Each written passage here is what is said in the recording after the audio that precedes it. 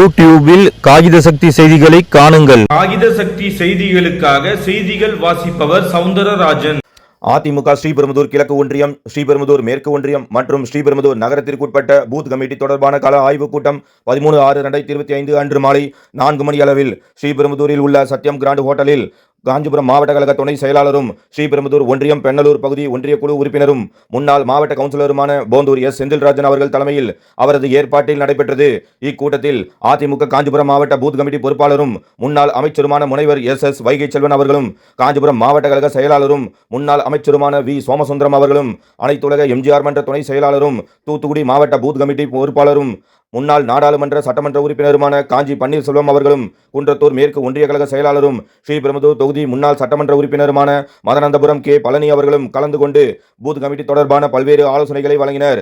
ஸ்ரீபெரும்புதூர் கிழக்கு ஒன்றிய கழக செயலாளரும் எறையூர் முன்னாள் ஊராட்சி மன்ற தலைவருமான எறையூர் ஈபி முனுசாமி அவர்கள், ஸ்ரீபெரும்புதூர் மேற்கு ஒன்றிய கழக செயலாளரும் முன்னாள் ஊராட்சி மன்ற தலைவருமான சிங்கிலிபாடி எஸ் ராமச்சந்திரன் அவர்கள், ஸ்ரீபெரும்புதூர் நகர கழக செயலாளர் ஏ மோகன் அவர்கள் ஆகியோர் முன்னிலையில் நடைபெற்ற இக்கூட்டத்தில் கழக இளைஞர் மற்றும் இளம் பெண்கள் பாசறை மாநில துணை செயலாளரும் சென்னை புறநகர் மாவட்ட பூத் கமிட்டி பொறுப்பாளரும் இருங்காட்டுக்கோட்டை ஊராட்சி மன்ற தலைவருமான இருங்காட்டுக்கோட்டை எஸ் சிவகுமார் அவர்களும், மாவட்ட மாணவரணி செயலாளர் வழக்கறிஞர் திலக்குமார் அவர்களும், மாவட்ட அம்மா பேரவை துணைத் தலைவரும் காற்றம்பாக்கம் முன்னாள் ஊராட்சி மன்ற தலைவருமான காற்றம்பாக்கம் ஏ மோகன் அவர்களும், மாவட்ட மகளிர் அணி இணை செயலாளர் பிபிஜி பிரசிதா குமரன் அவர்களும், மாவட்ட இளைஞர் பாசறை துணை செயலாளர் கே மோகன் அவர்களும், மாவட்ட எம்ஜிஆர் இளைஞரணி இணை செயலாளர் கே இ ஜானகிராமன் அவர்களும், ஸ்ரீபெரும்புதூர் கிழக்கு ஒன்றிய கழக பொருளாளர் பி வி திருமால் அவர்களும், ஸ்ரீபெரும்புதூர் மேற்கு ஒன்றிய கழக செயலாளர் சந்தவேலூர் எஸ் பி பாலமுருகன் அவர்களும், போந்தூர் ஒன்றிய குழு உறுப்பினர் சேட்டு அவர்களும், ஸ்ரீபெரும்புதூர் கிழக்கு ஒன்றிய எம்ஜிஆர் மன்ற செயலாளர் பி சந்திரன் அவர்களும், மாத்தூர் முன்னாள் ஊராட்சி மன்ற தலைவர் ரவி அவர்களும், ஸ்ரீபெரும்புதூர் கிழக்கு ஒன்றிய எம்ஜிஆர் மன்ற துணை செயலாளரும் கீவளூர் ஊராட்சி கிளை கழக செயலாளருமான கீவளூர் எம்ஜி கோவிந்தன் அவர்களும், ஸ்ரீபெரும்புதூர் கிழக்கு ஒன்றிய அம்மா பேரவை செயலாளர் செங்காடு பாபு அவர்களும், ஸ்ரீபெரும்புதூர் கிழக்கு ஒன்றிய இளைஞர் பாசறை செயலாளரும் வல்லக்கோட்டை ஊராட்சி மன்ற தலைவருமான வல்லக்கோட்டை டி தியாகராஜன் அவர்களும், ஸ்ரீபெரும்புதூர் கிழக்கு ஒன்றிய தகவல் தொழில்நுட்ப பிரிவு துணை செயலாளர் பேரிஞ்சம்பாக்கம் கே பாண்டி அவர்களும், ஸ்ரீபெரும்புதூர் நகர அம்மா பேரவை செயலாளர் பூதேரி டி புஷ்பராஜ் அவர்களும், ஸ்ரீபெரும்புதூர் நகர விவசாய பிரிவு துணைத் தலைவர் எஸ் குமார் அவர்களும், ஸ்ரீபெரும்புதூர் மூத்த உறுப்பினர் சுப்ராயன் செட்டியார் அவர்களும், ஸ்ரீபெரும்புதூர் நகர 10வது வார்டு வட்டக்கழக செயலாளர் டி ரமேஷ் அவர்களும், ஸ்ரீபெரும்புதூர் நகர மகளிர் அணி தலைவி சக்தி உமா அவர்களும் உள்ளிட்ட பலர் மற்றும் அதிமுக மாநில மாவட்ட ஒன்றிய நகர ஊராட்சி கிளைக்கழக செயலாளர்கள், பிற அணி செயலாளர்கள், ஊராட்சி கழக நிர்வாகிகள், பூத் கமிட்டி நிர்வாகிகள் திரளாக கலந்து கொண்டனர்.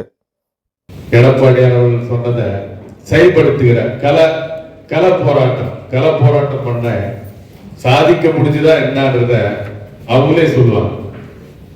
அப்போ அதை அவங்க சொல்லுவாங்க. ஏன்னா கட்சிக்காரர்களுக்கு ஒவ்வொருத்தருக்குள்ள உள்ள உறவு என்பது மாமன் மச்சான் உறவு, அண்ணன் தம்பி உறவு, ரத்த சொந்தம், இதற்கெல்லாம் மேல. அதுதான் புரட்சி தலைவர் எம்ஜிஆர் அவர்கள் ரத்தத்தின் ரத்தமான உடற்பிறப்புகளே சொன்னார். ரத்தத்தை மீறி ஒரு அற்புதமான நம்முடைய உறவுகள். அந்த உறவை என்னைக்கு சோட போக வைக்க கூடாது. அந்த சாயந்தரம் பூத்து முடிகிற வரைக்கும், அதுக்கப்புறம் அந்த பொட்டியை மூடி எடுத்து போய் சேர்க்கிற வரைக்கும் வேலை செய்ய பொறுத்து நம்ம தான். அப்ப நம்ம தான் சிறப்பா வேலை செய்யணும். அப்ப அதிமுக வரலாற்று மிக்க ஒரு மாபெரும் வெற்றியை நம்ம அடைந்தே ஆகணும்னா நம்ம செயல்படணும்.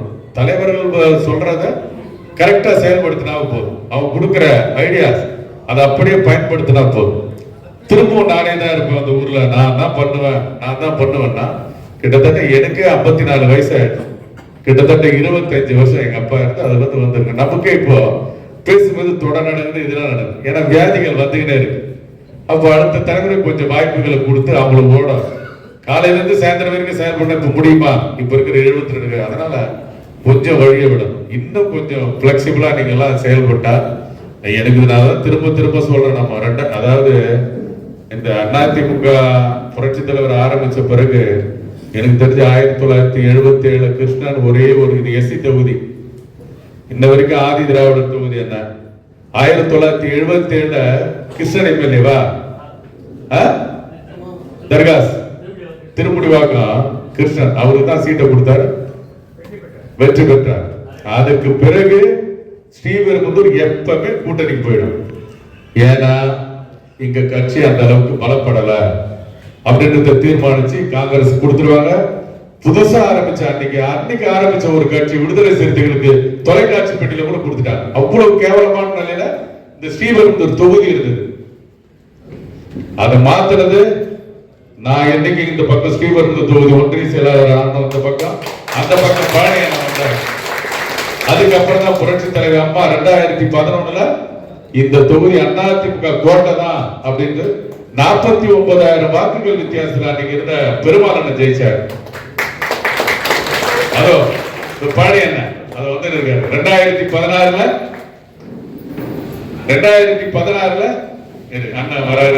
என்ன குன்றத்தூர் ஒன்றிய செயலாளர் 9/10 குன்றத்தூர் ஒன்றிய செயலாளர் போடுறாங்க. ஒரு 6 மாசம் கழிச்சு நான் இங்க ஒன்றிய செயலாளர் 2008. அதையும் சொல்லவா விரிவா சொல்லவா? அதுதான் 2 பேரும் ஒன்றிய செயலாளர். ஏன்னா அப்பா எடுத்த முடிவு. ஏன்னா 2008 ஏதோ ஒரு மாசம் வருஷம் 6 மாசம் கழிச்சு நான் ஒன்றிய செயலாளர் போறேன். அது ஒரு இது. ஏன்னா நாங்க சிறப்பா பாத்தீங்கன்னா கூட்டம் மிகப்பெரிய கூட்டங்கள் கூட்டம் போட்டு இதுல சாதிச்சோம். கூட்டம்னா கூட்டம் அந்த மாதிரி கூட்டம் போட்டு இது அதிமுக கோட்டை சொல்லி 2009 நாங்க பண்ண பிறகு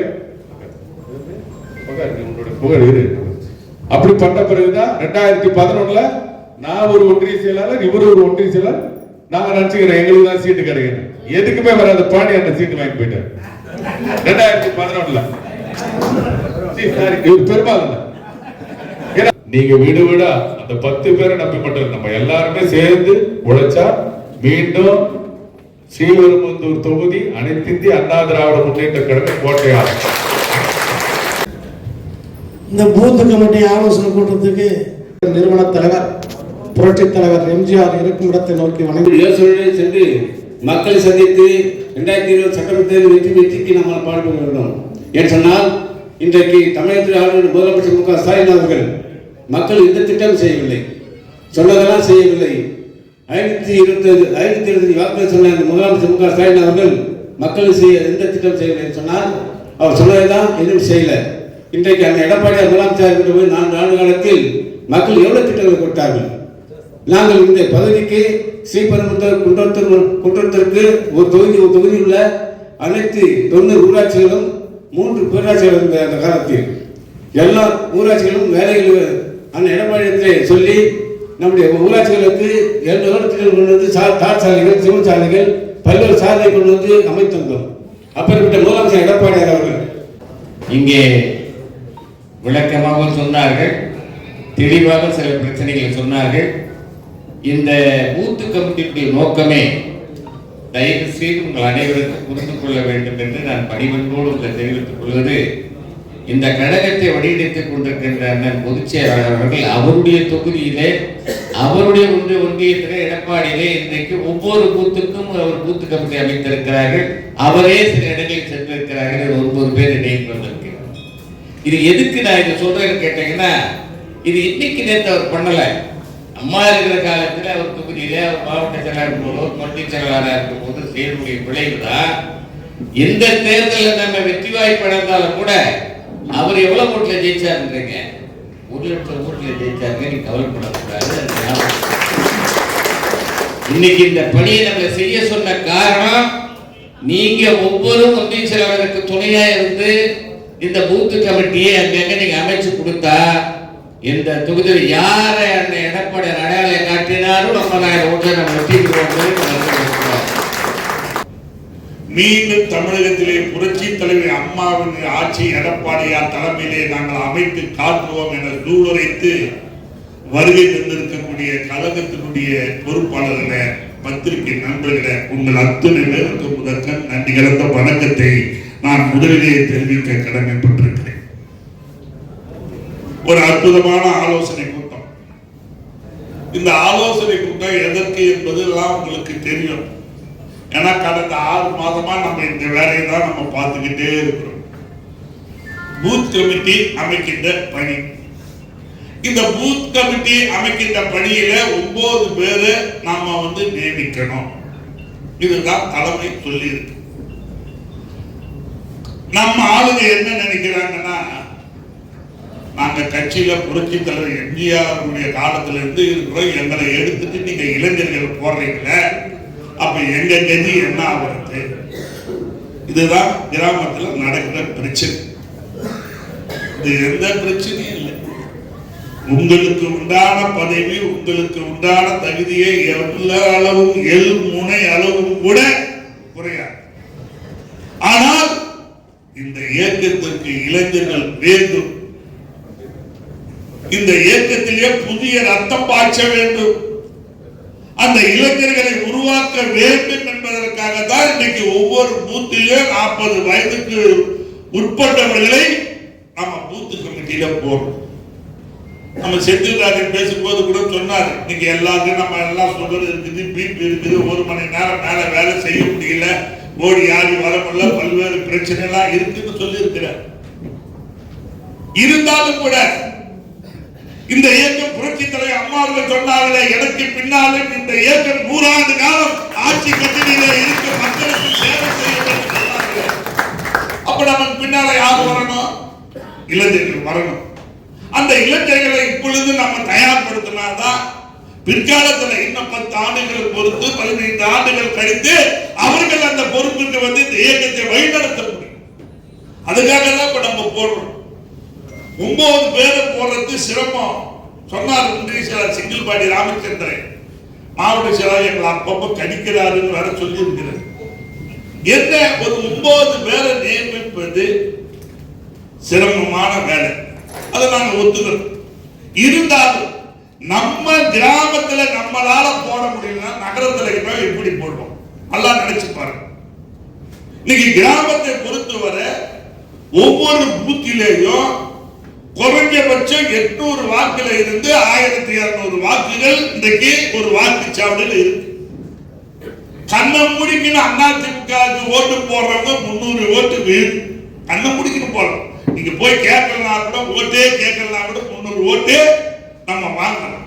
அந்த 300 ஓட்டுல 9 பேரை நம்ம தேர்வு செய்ய முடியாதா?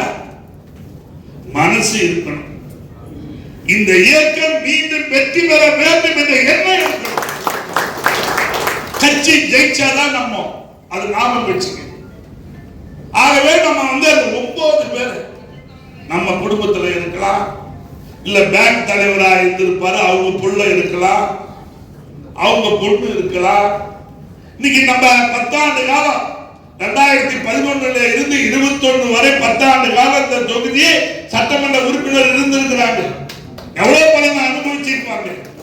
இன்னைக்கு ஊராட்சி மன்ற தலைவர் இன்னைக்கு வந்து 3 தொகுதியிலேயே நம்ம ஸ்ரீபெரும்புதூர்ல தான் ஊராட்சி மன்ற தலைவர் அதிகம், ஒன்றிய குழு உறுப்பினர் அதிகம், பேரூராட்சி வார்டு உறுப்பினர்களும் இன்னைக்கு அதிகமா இருக்கிறோம். காரணம் என்ன? இன்னைக்கு இயக்கம் வழியோடு இருக்கு.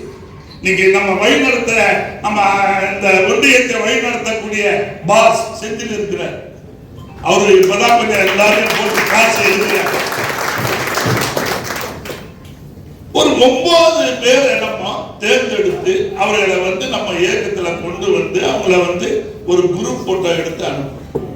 இதுதான் நீங்க புக்கெல்லாம் கொடுத்துருக்கீங்க. நீங்க நினைச்சுக்கிட்டீங்க இந்த புக்கெல்லாம் வந்து மாவட்ட செயலாளர் எடுத்து போய் எங்க பரண மேல போட்டுருவாரோ, இல்ல கார் செட்ல போட்டு வைப்பாரோ அப்படின்னு நீங்க நினைச்சிருக்கலாம். ஆனா பொதுச் செயலாளர் ஒவ்வொரு புத்தகத்தையும் ஆள் போட்டு பார்த்து அதுல என்னென்ன தவறு இருக்குதுன்றத சுட்டி காட்டி திருப்பி அந்த புத்தகத்தை நம்ம கையில கொடுத்திருக்கிறார். நல்லா ஞாபகம் வச்சுக்க. யார ஒன்னாலும் ஏமாத்தலாம், நம்ம பொதுச் செயலாளரை ஏமாத்தவே முடியாது. காரணம், நம்மை போல ஒரு கிளைக்கழகத்தினுடைய செயலாளராக இருந்து இன்னைக்கு இந்த இயக்கத்தினுடைய பொதுச் செயலாளராக தமிழ்நாட்டினுடைய முதலமைச்சராக நாம் ஒரு 6 மாத காலமாக இந்த பணிகளை சிறந்த முறையிலே ஆற்றியிருக்கோம். நம்முடைய ஒன்றிய செயலாளர் இறையூர் முனுசாமி சொன்னார், இங்கெல்லாம் வந்து செய்யலைன்னு எங்களை மாவட்ட செயலாளர் அடிக்கிறாரு. நாங்கள் அடிக்காத மாட்டாம தான் இங்கே வந்து இங்கே வந்துடும். அங்கே மேல இடத்துல அடி தாங்க மாட்டாம தான் இங்கே உடனடியாக வந்து உடனே கூட்டத்தை கூட்டிடும். இது எதற்கு என்று சொன்னால் நம்முடைய பணிகளில் சுறுசுறுப்பாக திட்டமிடுதல். இப்போ ஒரு சட்டம் வாங்கணும்னு நினைக்கிறோம். சட்டம் வாங்கணும்னு நினைக்கிறது என்ன? ஆசை. அந்த சட்டை எப்படி வாங்கணும்னு நினைக்கிறது குறிக்கும், திட்டமிடும். சட்டை வந்து தலைவர் மாதிரி சுருட்டி விட்டுக்கணுமா, இல்லை தம்பி மாதிரி ஆஃப் கை சட்டை போட்டுக்கணுமா, இல்லை இன்னொரு தம்பி காலர் வச்சு பட்டனில் வச்சிருக்கிறாரு அந்த மாதிரி போட்டுக்கணுமா, மந்திரிகளுக்கு பிடிக்கும் என்று முந்திரி வாங்கி கொடுத்த குமரன் போல சட்டையை நீளமாக போட்டுக்கணுமா, இப்படி ஒவ்வொன்றா இருக்கு. பெண்கள் சேலை எடுக்க போறாங்க, சேலை எடுக்கணுங்கிறது ஆசை, சுடிதார் எடுக்க வேண்டும் என்ற ஆசை.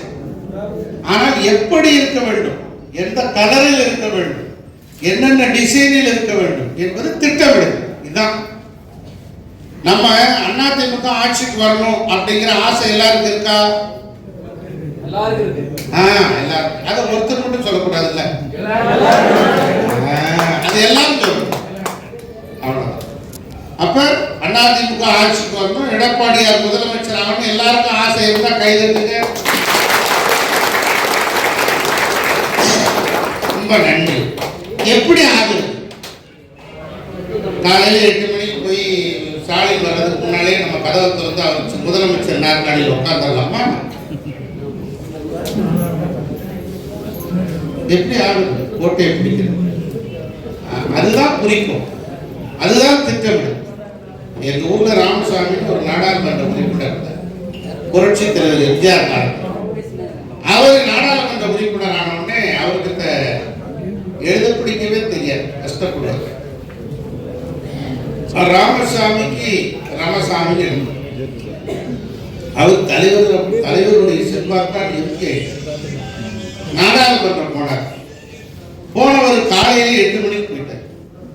8 மணிக்கு போன உடனே நாடாளுமன்றத்தை சீட்டெல்லாம் சுற்றி சுற்றி பார்த்துட்டு, அப்ப பிரதமர் இந்திரா காந்தி அப்படியா, இந்திரா காந்தி அம்மையா எங்க உட்காருவாங்கன்னு கேட்டுட்டார்.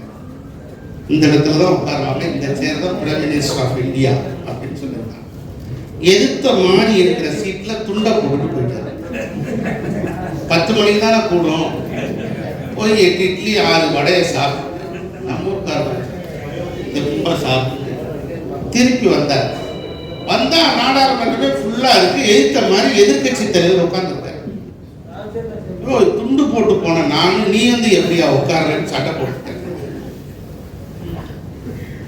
தலைவருக்கு தகவல் கிடைச்சது. தலைவர் சொன்னாராம், என் படத்துக்கு துண்டு போட்டவன், டிக்கெட் வித்தவன், நாடாளுமன்றத்திலே துண்டு போட்டிருக்காங்கன்னு சொல்லிட்டாரு. அந்த காலம் இந்தியா பேர் சொன்னா ஜெயிச்சிருவாங்க, அவ்வளவுதான், முடிஞ்சு. வேட்பாளர் அறிவிச்சுட்டாங்கன்னா முடிஞ்சு. 1000 ரூபாய் பணம் கட்டிட்டு வந்தார் எங்க ஊர்ல ஒருத்தர், நல்லவன் என்ற சவுந்தரராஜன். சின்ன பொறுப்பு, எம்ஜிஆர் மன்றத்தில் தான் ஒன்றிய லெவல்ல இருக்கார். போய் இங்க எம்பி தேர்தலுக்கு பணம் கட்டிட்டு வந்துட்டார்.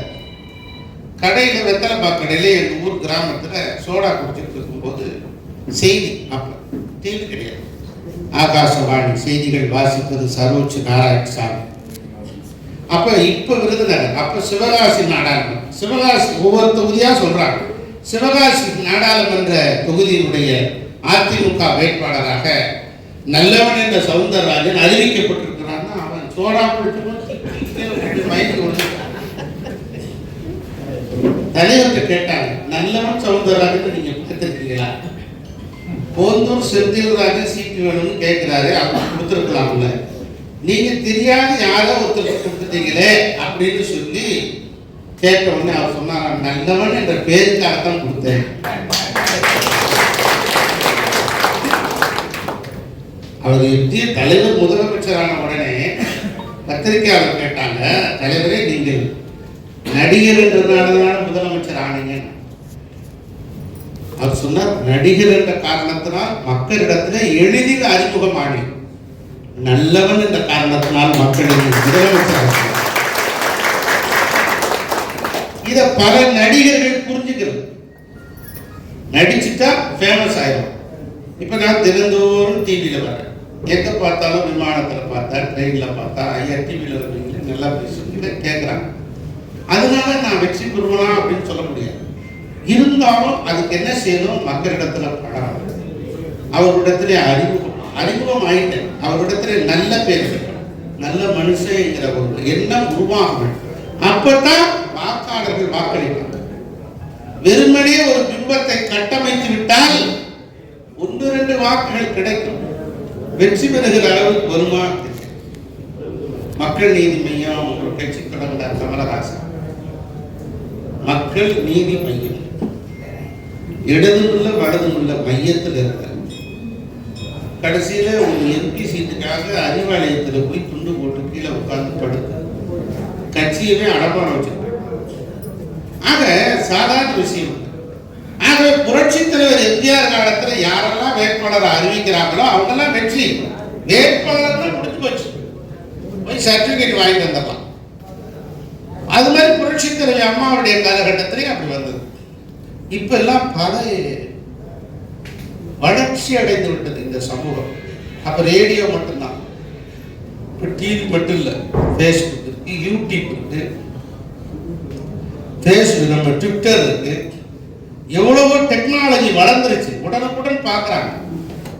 ஆக அதை நம்ம எப்படி இதெல்லாம் சரி கட்டுவது, எப்படி பணியாற்றுவது அப்படிங்கிறது தான் முக்கியம். நம்ம என்ன செய்யறோம்? எப்ப இந்த பகுதியில் ஒரு 100 பேர் இருக்காங்க, இந்த பகுதியெல்லாம் இந்த ஒரு 1000 பேர், இந்த 1000 பேர் நீ பார்த்துக்கோ அப்படின்னு சொன்னா வாங்கிட்டு போறோம். கட்டப்பை போய் 10 நிமிஷம் முடிஞ்சிருச்சு அண்ணே, முடிஞ்சிருச்சு. ஏடா இப்பதான் வாங்கிட்டு போனேன், முடிஞ்சிருச்சு, உடனே கொடுத்துட்டேன். அவன் சந்தேகம் வரும் அப்படின்றதுக்காக என்ன சொல்றான், ஒரு 185 பேர் பாக்கி இருக்கு.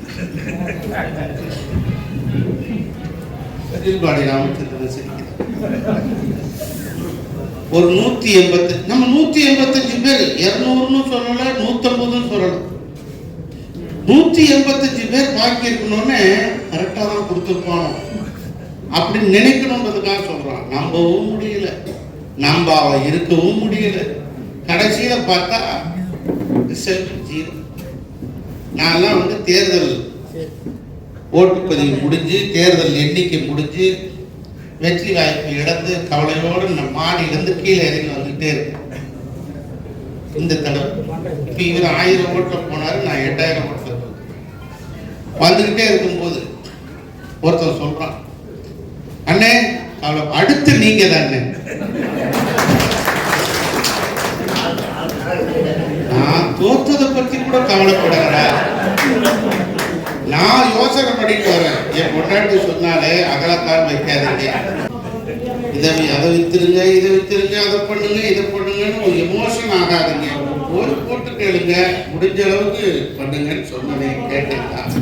அது ஞாபகம் வந்தது, அது யோசனை பண்ணிக்கிட்டே வர்றேன்.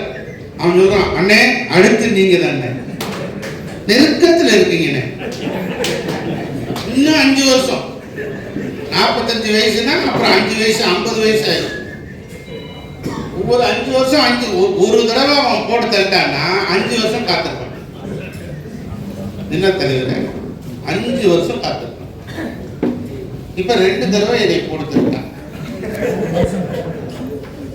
இப்ப என்ன சொல்றான் எங்க ஊர்ல, அண்ணே இந்த தடவை உங்களுக்கு பிரகாசமா நீங்க வந்துருங்க, இருந்ததே 2 கிட்னி, அதை எடுத்து 3வது கிட்னி கடவுளே கொடுக்கலையா, உன்னை நம்பி எப்படி நிற்கிறது? ஆக இது அதாவது அது வெற்றி பெறதுக்கு பல காரணம் இருக்கு. பல கூட்டணி நல்லா அமைக்கணும், கட்சிக்கு நல்ல பேர், கட்சிக்கு நல்ல பேர். ஒரு கட்சி அண்ணா திராவிட முன்னேற்ற கழகம் ஒரு பிரபகண்டாப்பா, ஒரு பிரச்சார யுத்தத்தை தமிழக மக்களுக்காக இனம் சார்ந்து, மொழி சார்ந்து, பண்பாடு சார்ந்து, கலாச்சாரம் சார்ந்து, எந்த இடத்திலும் நம்முடைய மாநில உரிமைகளை விட்டுக் கொடுக்காத பேரியக்கமாக இந்த இயக்கம் இருக்கிறது என்று மக்கள் நம்ப வேண்டும், ஏற்றுக்கொண்டு கொண்டிருக்கிறார். நம்முடைய கட்சி மேல ஒரு கிரெடிபிலிட்டி, நம்பிக்கை ஏற்படுத்த வேண்டும். அதற்கு பிறகு நல்ல ஒரு கூட்டணி அமைக்க வேண்டும். அதற்கு பிறகு நம்முடைய சிப்பாய்கள் களத்தில் நிக்கணும்ல, சிப்பாய்களை நம்ம போருக்கு அனுப்புறோம். பாகிஸ்தான் பார்டர்ல அவன் மோதுறான், நம்மளும் இங்க மோதுறோம். போகும்போதே ஒரு வெள்ளை கட்சிப்பு எடுத்து இப்படி இப்படி காட்டிட்டு, நீ அந்த பக்கம் போய் நான் அந்த பக்கம், அப்படின்னா வேட்பாளருங்கிறவர் ஒருத்தருக்கு தான் தரும்.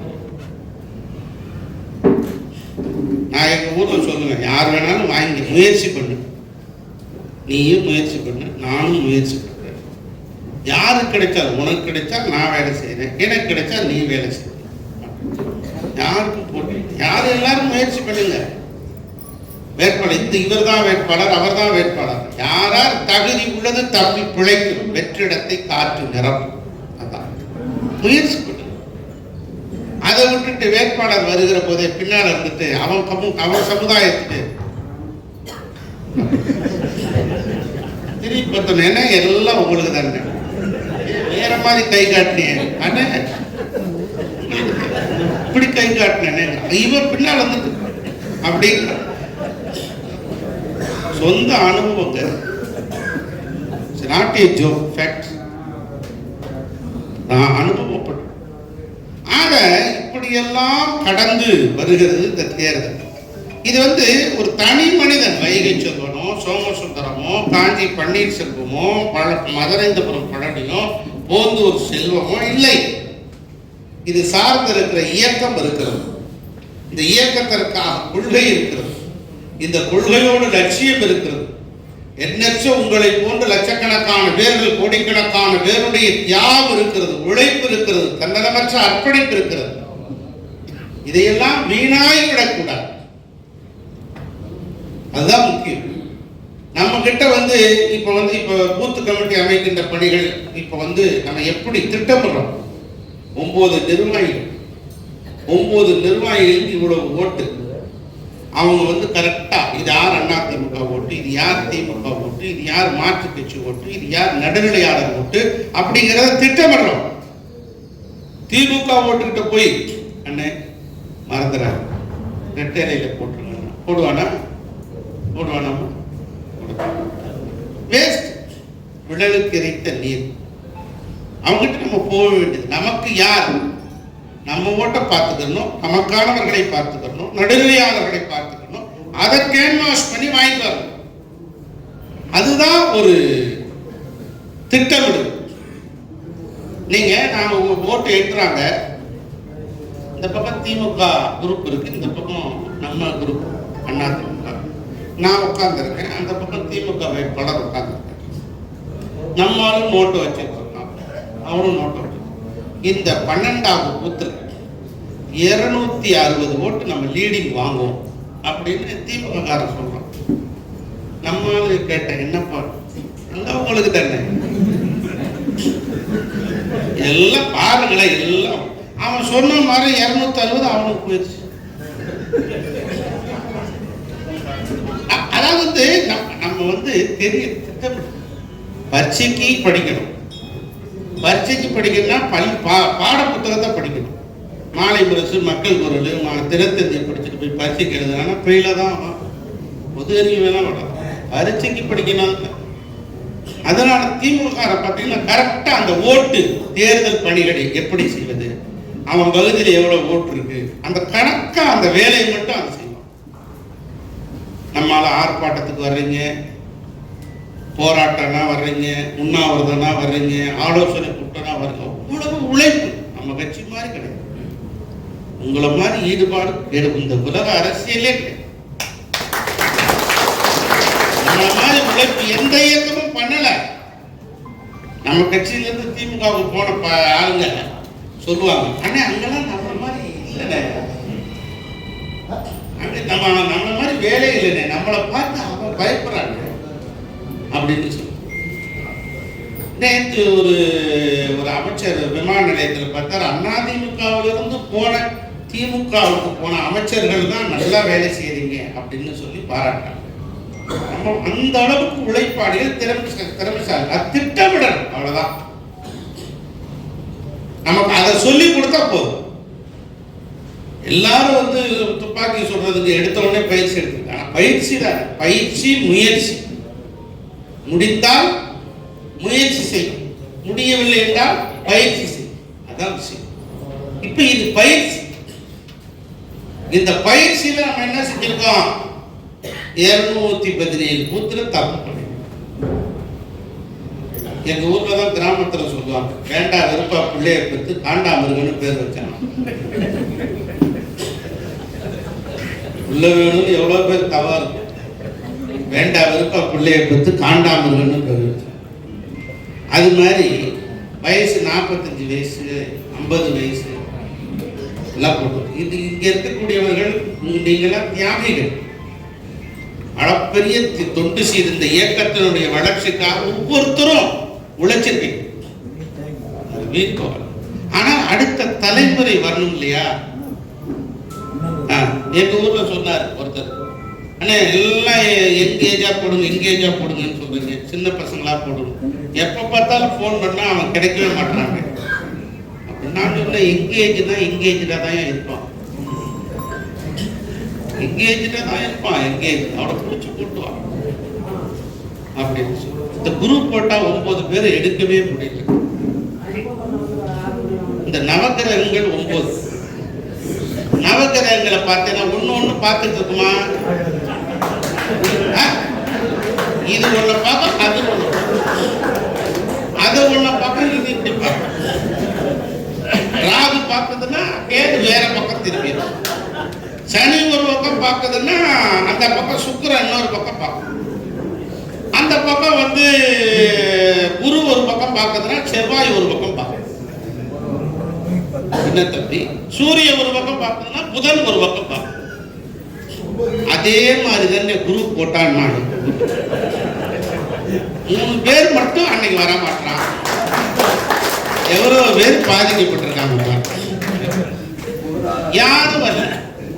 குடும்பத்துக்குள்ளே குரூப் போட்டா எடுக்க முடியல. மனைவி சொல்றான், அவன் கூட எடுத்தது போதும்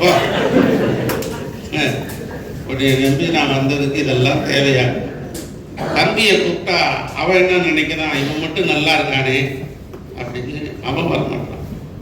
எப்ப அப்பா அம்மா எல்லாம் இருக்காங்க, மொத்தமா ஒரு குடும்பத்துல ஒரு குரூப் போட்டா எடுத்துக்கலாம் அப்படின்னா அன்னைக்கு வேணும்னே அவன் பையனை காலேஜுக்கு அனுப்பிடுறான். குடும்பத்துக்குள்ளே குரூப் போட்டா எடுக்க முடியும். ஒரு நல்ல நாள், ஒரு திருவிழா விழாவுக்கு கூட எடுக்கணும்னா ஒண்ணு சேர மாட்டான். 9 பேரை கொண்டு வர்றதுக்கு எவ்வளவு கஷ்டம். ஏன்னா இன்னைக்கு இது எதெல்லாம் எதற்கு சொல்றோம்னு சொன்னா, அதிமுகவுக்கு இன்னைக்கு ஓட்டு போடணும்னு மக்கள் நினைத்து விட்டார். எல்லா இடங்களையும் நான் போயிட்டு, நேற்று உத்தரமேரூர் பேசினேன், ஈவினிங் மகாராஜா பார்த்து பேசுறோம், இன்னைக்கு காலையில குன்றத்தூர் பேசணும், இப்ப இங்க பேசுறோம், நாளைக்கு சீர்காழி பேசுறேன், நாகப்பட்டினத்துல பேசுறேன், சரி ஞாயிற்றுக்கிழமை நான் நாமக்கல்ல பேசுறேன். நாமக்கல் முடிச்சுட்டு 5 மணிக்கு பிளைட் ஏறி திருச்சியிலிருந்து இங்க திங்கட்கிழமை இங்க திருப்பி காஞ்சிபுரம், தொடர்ந்து தமிழ்நாடு முழுவதும் சுத்தி வரும். அதிமுக ஒரு அலை ஃபோர்ஸ், அதை நம்ம பயன்படுத்தணும் தான். திமுகவுக்கு அதிருப்தி, 6ல சனி இருந்தா அர்ச்சனை பண்ணலாம், பேர்லயே சனி இருந்தா என்ன செய்யணும்? திமுக அதான் நிலைமை. அவன் அர்ச்சனை பண்ணி தப்பிக்க முடியாது, அவன் கூட்டணி வச்சு தப்பிக்க முடியாது. அவன் 6ல சனி இருந்தா அர்ச்சனை பண்ணலாம், பேர்லயே சனி இருந்தா. தமிழ்நாடு முழுவதும் எங்க பார்த்தாலும், இங்க களக்காட்டூர் காஞ்சிபுரம் தொகுதி ஒரு பெண்ணு பள்ளிக்கூடம் படிக்கக்கூடிய +1 மாணவியை கூட்டு பாடிய பலாத்காரம், அநியாயம், கஞ்சா தட்டுப்பாடு இல்லாம கிடைக்கும். அப்புறம் போதை மாத்திரை, போதை பொருள் எங்க பார்த்தாலும் கிடைக்கும். 12 மணிக்கு மேல டாஸ்மாக் கடையை திறக்கணுங்கிறான், விடிய வாங்கிக்கலாம். 12 மணிக்கு போறான், கதவை திறந்து கொடுப்பான். 12 மணிக்குள்ள போனீங்கன்னா ஜன்னலை திறந்து தரலாம். அவ்வளவுதான். நீங்க வாங்கினீங்கனாலும் என்னை கேட்காது. சொன்னவங்க அனுபவம், எல்லாத்துலயும் அனுபவம் பெற முடியுமா? மெத்தப்பட்டாங்க சாப்பிட்டீங்களான்னு கேட்க. இல்ல தமிழ்நாடு போது இப்படி ஒரு அராஜகம் அட்டுழியம், சட்டம் ஒழுங்கு சரிஞ்சிருச்சு. எங்கு பார்த்தாலும் காவல் நிலையங்கள் கட்டுப்பாட்டில் இல்லை. முதலமைச்சர் ரோபோ பொம்மை மாதிரி ரோபோ பொம்மை சாவி கொடுத்து விட்டா அது பாட்டுல போகுது. அந்த சாவி குறைஞ்சதுன்னா வீட்டுக்கு படுத்து. இல்ல நீங்க பாருங்களேன், அது பாட்டு தலையை செட் பண்ணி அது மாதிரி இப்போ கொஞ்சம் வேறு விதமாக செட் பண்ணியிருக்காங்க. செட் பண்ணி ஒரு கண்ணாடி மாட்டி பேண்ட் சட்டையை போட்டு போகுது. அப்படியே போய் அது பாட்டில் அது எடப்பாடி பழனிசாமியை கேட்கிறேன் அப்படின்னு அது தெரிஞ்சதெல்லாம் அதான். அப்புறம் வந்து டெல்லி அமித்ஷா உடனே பக்கத்தில் இருக்கிறவங்க வந்து சபரீஷன் எழுதி கொடுத்தா சபரீஷனை கூட கேட்கிறேன்னு வாய்ச்சுடுவார். ஆமாம், அது பாட்டில் வந்து சாமி கொஞ்சம் பேட்டரி வீக்காக இருக்குன்னு சொன்னால் இவங்களே கிளப்பி விட்டுறாங்க, வீட்டுக்கு போகலான்னு வாங்க. அது பாட்டில் போய் வீட்டில் படுத்து. இது என்னங்க ஆட்சி? எடப்பாடியார் ஆட்சியில் இந்த மாதிரி சட்டம் ஒழுங்கு எங்கேயாவது சரி இருக்குதா சொல்லுங்க? எங்கேயாவது கள்ளச்சாராயம் ஓடிச்சா? கள்ளச்சாராயம் ஓடி இருக்கு. பட்டியலிடத்தை சேர்ந்தவர்கள் 70 பேர் இறந்து போயிட்டாங்க. பட்டியலிடத்தை சேர்ந்தவன் இறந்து போனதுக்கு துக்க வீட்டுக்கு போனவன், துக்க வீட்டுக்கு போனவனுக்கு எல்லாருக்கும் ஒரு டம்ளர் ஊற்றி கொடுத்துருக்கான். துக்கத்தை பொறுங்க, கவலையை மறங்க, உங்க கண்ணீரை துடைங்க அப்படின்னு குடிச்சு 70 பேர் போட்டு. அம்மா நீங்க அதை பார்த்துட்டு நான் பார்த்துட்டு உடம்பே ஆடி போச்சு. சாவு வீட்டுக்கு போனோம்னா வீட்டுல வரிசையா ஒரு தெரு முழுவதும் பணமா இருக்கலாம். ஒரு வீட்டுல பார்த்துருக்கேன், உள்ள அனுபவமா இருக்கு. வரிசையா கள்ளக்குறிச்சி பக்கத்துல கருணாபுரத்துல வரிசையா அப்படி ஒரு மாதிரி ஆடி போயிட்டு சாராயம் குடிச்சு. அது எதுக்கு குடிச்சேன், எதுக்கு செத்தான், ஏன் செத்தான் கூட தெரியாத ஜனங்கள். அந்த சமுதாயத்தின் பிரதிநிதியாக இருக்கிற விடுதலை சிறுத்தைகள், தொழில் திருமாவளவன் இதையெல்லாம் வந்து செய்கிற இந்த அரசாங்கம் தட்டி கேட்கவில்லையே என்று சொல்லி கூட்டணி இருந்து விலகுவதற்கு துப்பில்லை.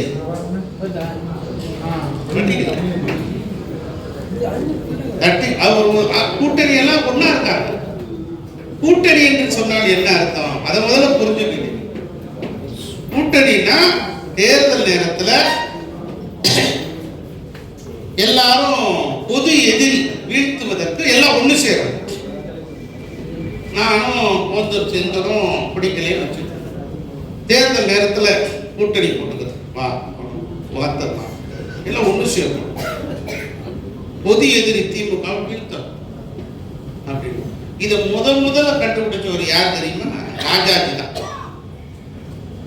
ராஜாஜி தான் முதல்ல இதை கண்டுபிடிச்சார். ஏண்டா காங்கிரஸ்காரன் மட்டும் ஜெயிச்சுக்கிட்டே இருக்கானே, நீ 22 வச்சிருக்க, நீ 27 வச்சிருக்க, அவன் வெறுமனே 24 வச்சு ஜெயிச்சிடறானே, அப்ப 2 பேரும் சேர்ந்தா அவனை விட நம்ம எங்கேயோ போறோமே அப்படின்னு சொல்லி இந்திய அரசியலில் முதலில் கூட்டணி என்கிற ஒரு கான்செப்டை ஏற்படுத்தி அண்ணாவிடத்துல சொன்னார். அண்ணா அப்படியா, சரி செஞ்சிடலாம். ஏன்னா ராஜாஜி பெரியாருக்கே குரு. ஆமா, பெரியாரு ராஜாஜி இணைபிரியாத நண்பர்கள். பெரியாருடைய அப்பா ராமசாமி நாயக்கர் கோடிக்கணக்கான சொத்துக்கள். ஈரோடு மாவட்டத்தில் காவிரி நதிக்கரையோரம் கரைகட்டிய தூரம் வரைக்கும் 1000 ஏக்கர் அவர்களுக்கு நிலப்புலம். அதையெல்லாம் தான் பிள்ளையா இல்லையே தொல்லையா போயிட்டானே, கடவுள் இல்லை, கடவுள் இல்லவே இல்லை, கடவுளை நம்புகிறவன் காட்டு மாறாடின்னு சொல்லிட்டு இருக்கானேன்னு சொல்லி சொத்தெல்லாம் வந்து பழனி தண்டாயுதபாணிக்கு எழுதி வச்சுட்டார்.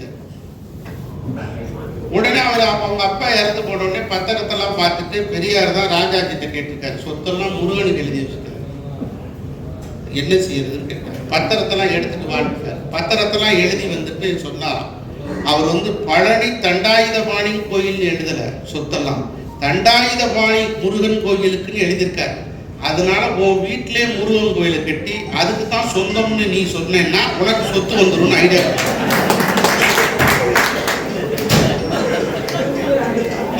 இப்படி ஒரு பத்திரம் நமக்கு கிடைக்க மாட்டேங்குது.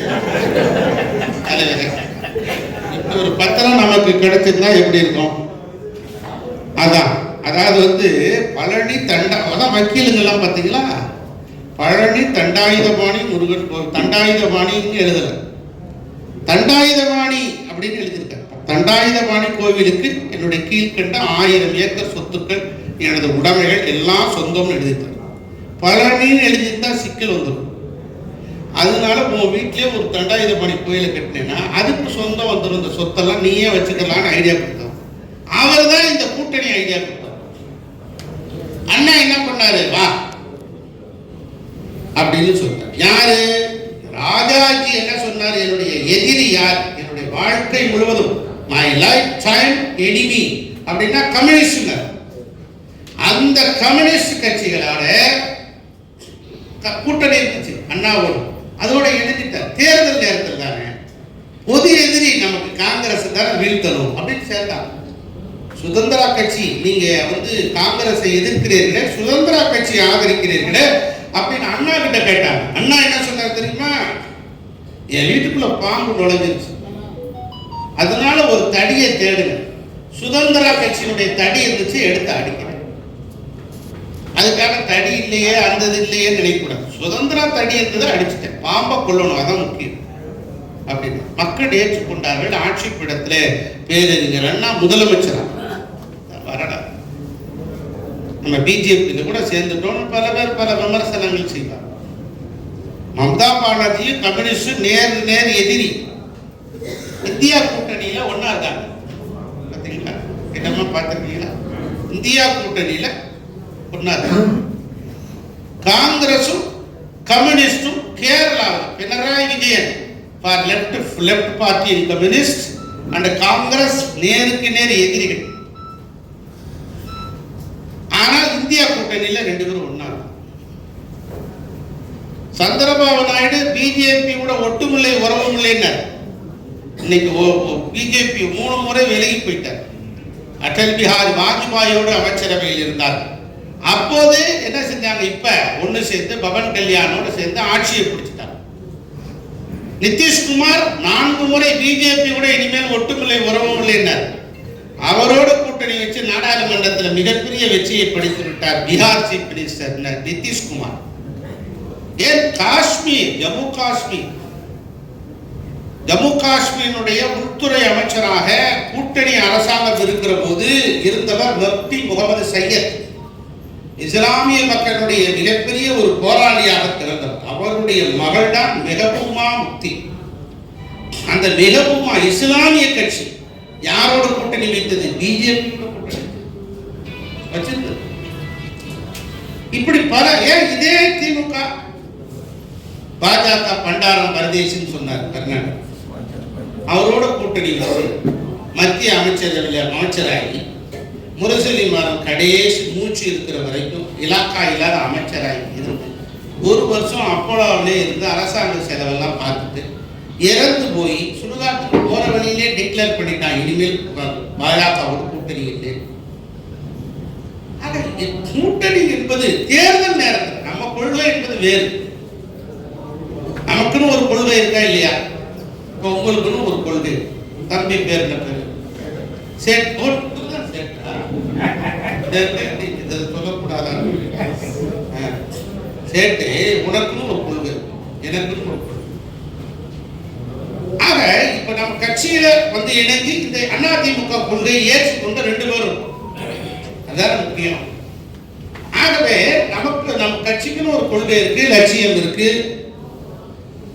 நமக்கு கூட்டணி என்பது திமுகவை வீட்டுக்கு அனுப்பும். திமுகவும் காங்கிரசும் ஒத்த கொள்கையா? இல்ல. கம்யூனிஸ்டும் திமுகவும் ஒத்த கொள்கையா? இல்ல. இன்னைக்கு சண்முகம் என்ன சொல்றாரு? லெஃப்ட் பார்ட்டி லீடர், நாங்க சீட்டு அதிகமா கேட்போம் அப்படின்னா என்ன அர்த்தம்? ரேட்டு அதிகமா கேட்போம். ஒன்று ஸ்டாலின் என்ன சொல்வார்? ஏவா வேலைட்ட குறிச்சிக்கியா, ரேட்டு கொஞ்சம் எக்ஸ்ட்ரா வருது அப்படிங்கிற. சீட்டு நோட்டு இன்னைக்கு பெட்டி அரசு அப்படி ஆயிடுச்சு. இந்திய கம்யூனிஸ்ட் அமைதியா இருக்காங்க, எதுவும் கேட்க. விடுதலை சிறுத்தை என்ன பண்றா? நாங்களும் கேட்போம். சரி, அவருக்கும் கொஞ்சம் கொடுத்துரு, சீட்டு கொடுக்கறது வேற கொடுத்துரு. மதிமுக அமைதியா, ராஜ்யசபா எம்பி கொடுக்கல.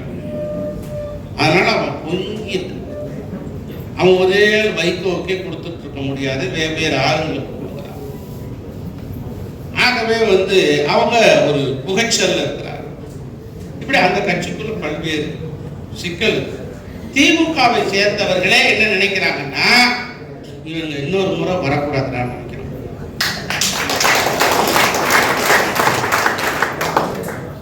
பெருந்தலைவர், அந்த ஒன்றிய சேர்மன், எம்எல்ஏ, அமைச்சர்களுடைய அட்ராசிட்டியை பார்த்துட்டு இவன் இன்னொரு முறை வரக்கூடாது மாப்பிள்ள போட்டு தள்ளி. ஆமா உண்மை என்கிட்டே சொல்றான். என் ஊர்ல அருப்புக்கோட்டை பைபாஸ்ல பாலவனத்தம் ஊர்ல ஒரு ஆள் பார்த்தா, நான் வந்து ஒரு டீ வாங்கிட்டு வந்தேன், டீ வாங்கிட்டு வந்தான். அவன் என்னை எப்போ பார்த்தாலும் சண்டைக்கு வரும், பேச்சுவார்த்தையை பேச மாட்டான். அவன் வந்து என் காரை பார்த்தோன்னு இப்படியே வந்தான். இந்த வில்லங்க வீரசாமி ஏன் வர்றான் அப்படி நான் வந்தவங்க அண்ணே ஒரு தள்ளி எவ்வளவோ குழைச்சிருந்தேன். அவங்க மட்டும் எம்எல்ஏ கேட்டேன், போதுண்டா சாமி இனி நிக்கல. எந்தெந்த தொகுதி எம்எல்ஏனே நான் சொல்ல முடியும். இங்க யூடியூப் இந்த டிவி காரங்கெல்லாம் செல்போனை எடுத்துட்டு வச்சிருக்காங்க. அப்புறம் அவனுக்கு சிக்கல் வந்துருக்கு, எனக்கு ஒன்று ஒன்று போறது எனக்கு வேணாம்னே. செலவழிச்சதெல்லாம் எதுவுமே பண்ண. ஆக அதுதான் முக்கியம். இப்போ நாங்களாம் எம்எல்ஏவாக இருந்துட்டோம், அரசு தலைமை கொறடாவாகவும் இருந்துட்டேன், கல்வி அமைச்சராகவும் இருந்துட்டேன். இனி திருப்பி ஆனாலும் எம்எல்ஏ ஆகணும், அமைச்சர் தான் எல்லாரும் பார்க்கணும். 5 முறை எம்எல்ஏவாக இருப்பாங்க, அமைச்சராக இருப்பாங்க. ஐயோ ஒரு முறை அமைச்சராக இருந்தாங்க. அமைச்சர் முன்னாள் அமைச்சர்னா முன்னாள் அது அந்த பதவி எடுக்க முடியுமா? சேட்டு முடியவே முடியாது. என்ன இறையூர் ஒண்ணுமே don't touch my post. Sivakumar நினைச்சாலும் ஒன்னும் சிங்காரத்திட்ட சொன்னாலும் நடக்க. அதனால வந்து முன்னாள் அமைச்சர் தான். அதான் அம்மா சொல்லுவாங்க, புரட்சி தலைவர் அம்மா, ஒரு முறை உன் தலையில கிரீடம் வச்சுட்டா இறக்க முடியாது தம்பி. அதனாலதான் என்ன நினைக்கிறான், இவன் நமக்கு கட்டுப்பட்டு இருப்பானா, இவன் அடங்கி இருப்பானா, இவன் கட்சிக்கு விசுவாசமா இருப்பானா. திடீர்னு பதவியை கொடுத்தோன்னே அடுத்த நாளே வந்து அவரை இங்க வந்து பார்க்க சொல்லுங்க.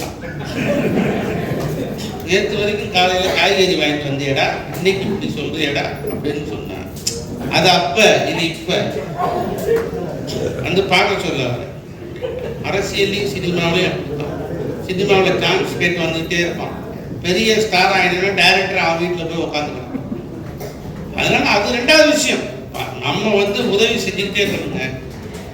50 பேர் மாறுவான், 50 பேர் விசுவாசம். மழை வந்து பெய்யுது, நீங்க எல்லாம் நன்றி தெரிவிப்பீங்க.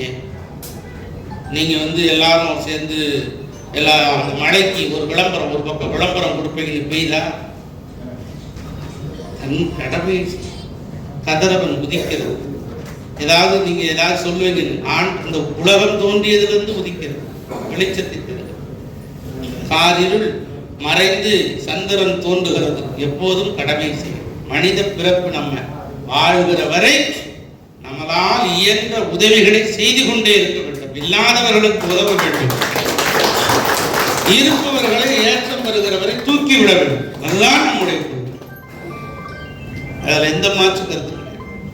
ஆகவே நம்ம வந்து நல்ல ஒரு சூழ்நிலை, நல்ல ஒரு மாற்றது. அதிமுகவில் ஒரு விஷயம் பார்த்தீங்கன்னா, இப்ப வந்து பட்டாசு வச்சாங்க, பட பட பட பட அடிச்சு நம்ம குமார் அடிச்சு.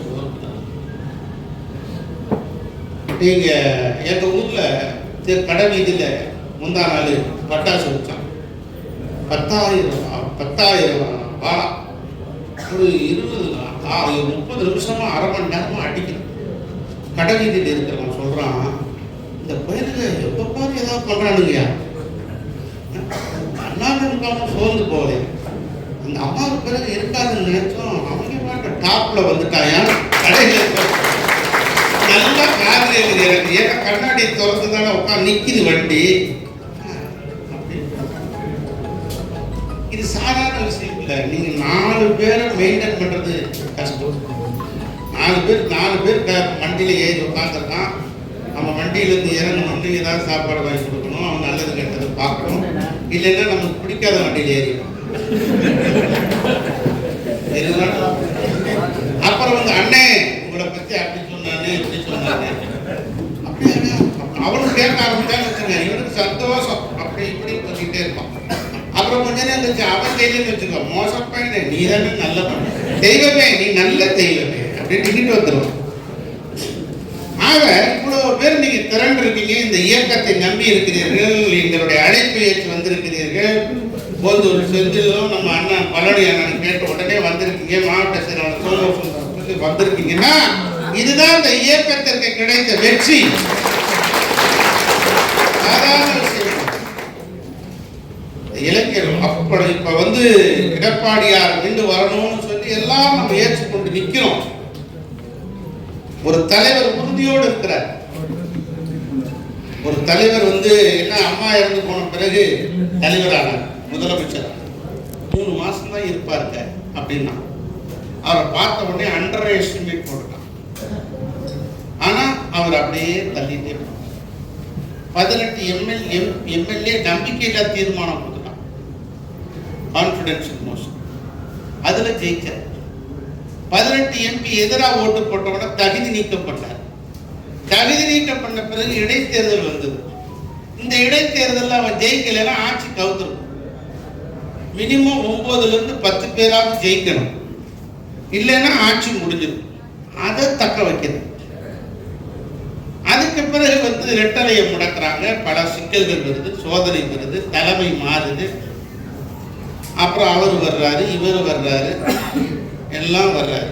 அப்படி அதை விட ஒருத்தர் முந்தா நான் பேட்டி கொடுத்தாரு, 234 தொகுதிகளிலும் டிடிவி தினகரன் நான் சுற்றுப்பயணம் செய்து அதிமுக வெற்றிக்காக பாடுபடுவேன். நல்லா இப்படி எல்லாம் போனதில் தக்க வைக்கிறது. ஒருவர் எப்படிப்பட்ட ஒருவர் உயர்கிறார் என்று சொன்னால் தடைகளை தாண்ட வேண்டும். தடைகளை தாண்டுகிற போது, சோதனைகளை மீண்டு எழுகிற போதுதான் அவர் தலைவராகிறார்.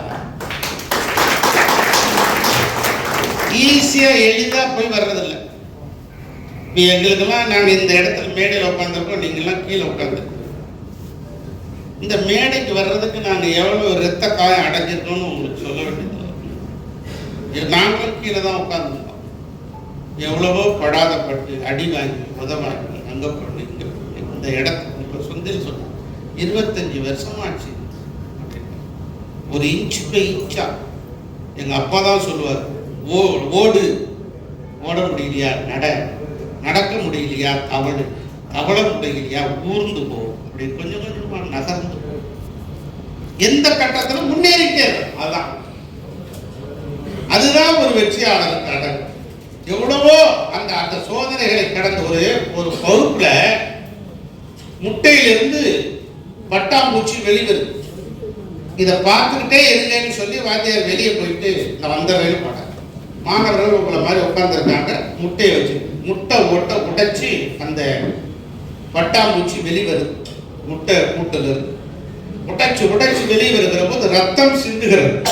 ஒரு மாணவர் பார்த்தான், இவ்வளவு கஷ்டப்படுதேன்னு அந்த பூச்சி எடுத்து வெளியே விட்டான். கொஞ்ச நேரத்தில் இறந்து போச்சு. வாத்தியார் வந்தார், என்ன நடந்ததுன்னு கேட்டார். முட்டையை உடைக்கிறதுக்கு போராடிச்சு அந்த பட்டாம்பூச்சி. அப்படி போராடுகிற போது ரத்தம் சிந்தியது, பார்ப்பதுக்கே பாவமா இருந்துச்சு. அதனால இறக்கப்பட்டு எடுத்து விட்டேன். நீ தவறு செய்ய, முட்டை ஓட்டை உடைக்க ரத்தம் சிந்த போராடத்தான் அதற்கு இறக்கையே உழைக்கிறது.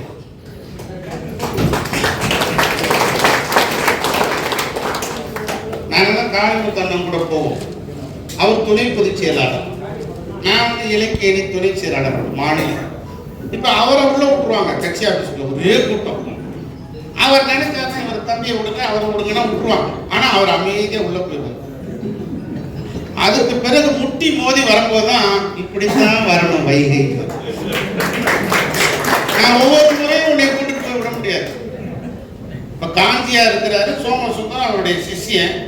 அப்படியே வந்து போனாரு, முட்டி மோதி இப்ப அமைச்சர் ஆயிட்டார்ல உத்தரவு. அதான் அந்த திறமை, ஆற்றல். அந்த திறமையும் ஆற்றலும் எல்லார்ட்டையும் இருக்கும். ஒரு சோமசுந்தரத்தால் வெற்றி பெற முடிந்தால், ஒரு காஞ்சி பன்னீர்செல்வத்தால் வெற்றி பெற முடிந்தால், ஒரு வைகை செல்வனால் வெற்றி பெற முடிந்தால் உங்களாலும் முடியும். அதான் முக்கியம். எல்லாராலையும் முடியும், எல்லாராலையும் முடியும். அதுக்கான உழைப்பை நீங்க தரணும், அவ்வளவுதான். உழைப்பை தரணும், அர்ப்பணிப்பு தரணும், தியாகம் தரணும், உண்மையை தரணும், நேர்மையை தரணும், அளப்பரிய தொண்டை தரணும். இந்த பூத்து கமிட்டினா என்னன்னு தெரியணும். பூத்து கமிட்டி நிர்வாகிகளோடு கலந்து பேசணும். BLA 2 அப்படின்னா BLA 2ன்னா என்னன்னே தெரியல. தேர்தல் நடத்தும் அலுவலர். BLA 1 வந்து அரசாங்கம், BLA 2 நம்ம போடுறோம். சேர்த்தல், நீக்குதல் அதிகாரம் இவர்களுக்கு இருக்கு. இதையெல்லாம் தெரிஞ்சுக்கணும். ஒரு அரசியல் ஒரு பொறுப்புக்கு வர போது இதெல்லாம் நீங்க தெரிஞ்சுக்கிட்டாதான் செயல்பட முடியும். தெரியலன்னா எப்படி செயல்பட முடியும்?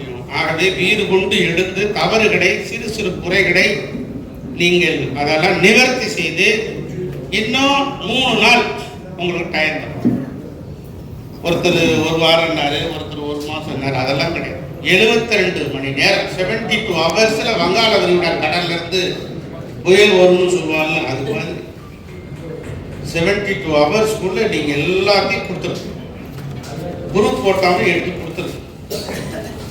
மற்றபடி பேர் வந்து உறுப்பினர் அட்டை அந்த நம்பர் எழுதலைன்னா அதையும் எழுதி கொடுத்துருக்கணும். 45 வயசுக்குள்ள 40 வயசு ஆனவர்களை 1-2 பேர் இருக்காங்க, மாற்றி கொடுத்துருக்கோம்.